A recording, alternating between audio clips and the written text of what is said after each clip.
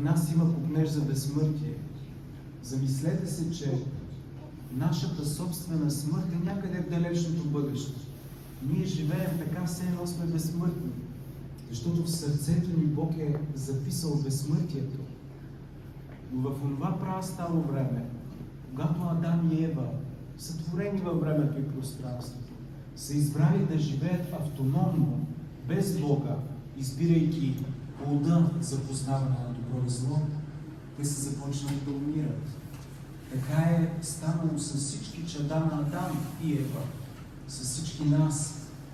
Замислете се колко поколения са минали, за да дойдем ние на този свят. Колко мъже и жени са се раждали в цялата човешка история, за да сме ние тук в момента в този храм. Ние сме чадата на Адам и Ева. Заради това Христос прави нещо радикално. Той, който е Бог, вечен, който е бил, винаги е и винаги ще бъде, избира да влезе в човешката история.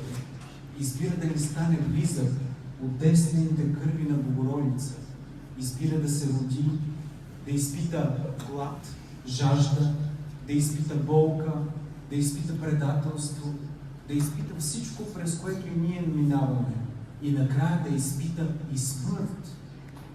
Нещо противно на Бога, който е вечен. Доброволно да слезе там, където отиваме ние. И да възкръсне на третия ден със същото това тяло, което ние имаме.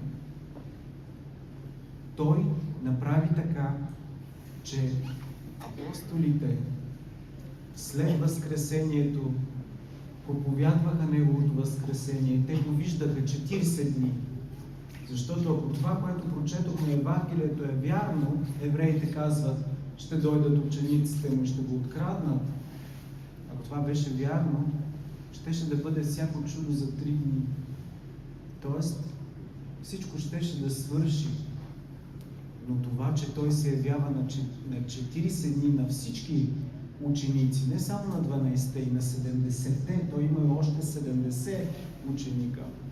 Това се е явявало и на онези, които са го обичали, жените, мироносци, които не са го оставили. Това, че се е явявало на мнозина, ето вече 2000 години, ние избираме да сме Негови, защото няма друг Бог, който победи смъртта. Няма друг Бог, който е любов. В Свещеното писание 600 пъти има думата любов. В Корана нито един. В индуизма нито един. Така че има един единствен Бог и този Бог е станал човек.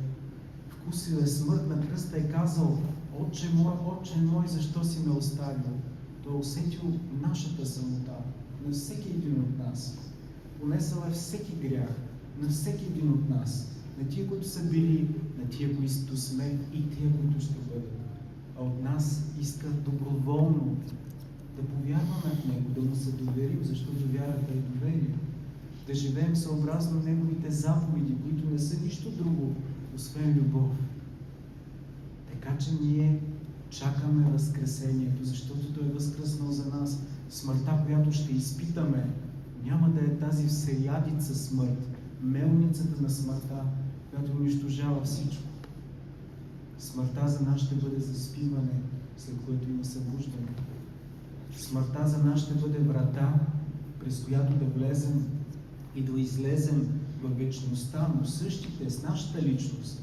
Не както прераждането, кармата, милиони пъти прераждания, без да знаеш кой си, без да знаеш онези, които си обичал, и прави същите грешки. Възкресението е съвсем различно. Възкресението е живот вечен с тези, които обичаш, с тези, които те обичат. Възкресението е присъствието на Бога. Там, където Свети апостол Павел казва: ухо не е чувало, око не е виждало и на ум не е идвало това, което Господ е приготвил за тия, които го обичат. Вижте, света колко е красив. Царството на Бога е много по-красиво. И това, че ние сме тук и че сме се родили на този свят, първо сме били в ума на Бога.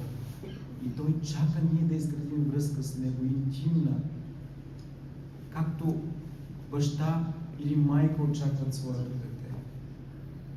Днес по медиите казваха, най-тъжният ден в годината, нищо подобно. Ако няма смърт, няма възкресение. Ако няма разпятие, няма възкресение. Заради това цялата служба е радостна. Празнуваме едно погребение. Утре 23:30 ще започне богослужението. Ще се съберем първо в този храм, ще направим лития, ще разгладем